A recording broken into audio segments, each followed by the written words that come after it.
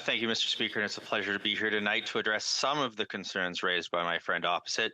Now, obviously, this is probably a point of order for later, but there was nothing about leafcutter bees in the member's question. And if there happened to be something in April when he originally asked the question about leafcutter bees, I'm sure the Minister of Agriculture would have loved to have been here tonight to address it.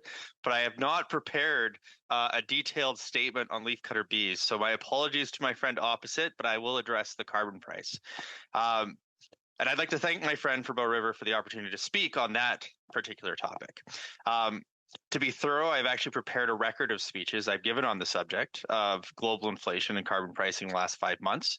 Includes 14 speeches in 2022 since September, one last 2 weeks ago and one just 2 days ago. And I can make those 18 speeches available to him, and he can follow up with me if he has any further questions on that topic.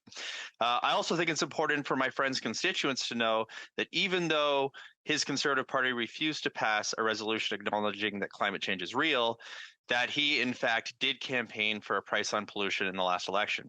Unlike our government's plan, which is revenue neutral, fights climate change, supports farmers, makes life more affordable for 8 out of 10 Canadian families, his plan actually costs more, does less, and actually forces all Canadians to adopt a government-controlled bank account where his Conservative Party would dictate what you could or could not spend your money on. Now, I know that sounds outrageous, Mr. Speaker, but it's also very real, and I encourage all residents of Bow River to look it up.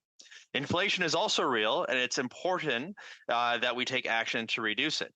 My friend probably wants you to think that the main cause of inflation is our price on pollution, but that doesn't really pass the smell test. You see, in British Columbia, we've had a price on pollution since 2008, but there was no record inflation between 2008 and 2021. In fact, if you look at BC generally, we were not only the first province to implement a price on pollution, we actually had the fastest growing economy in the country at the same time.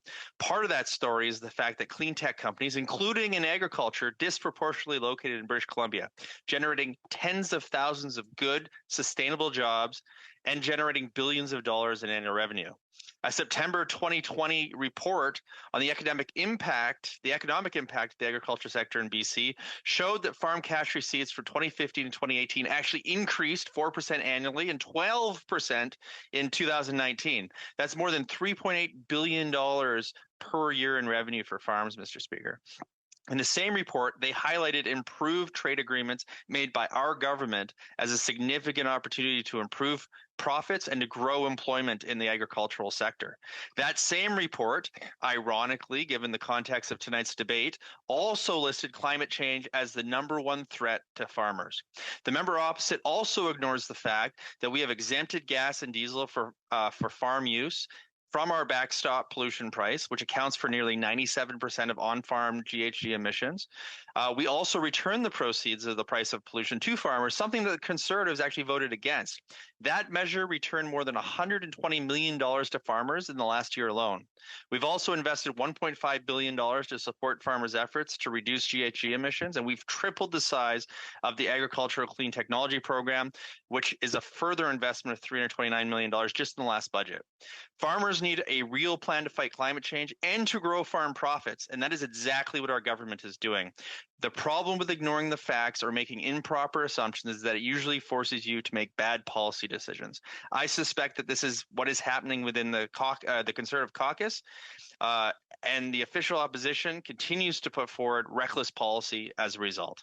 Thank you, Mr. Speaker.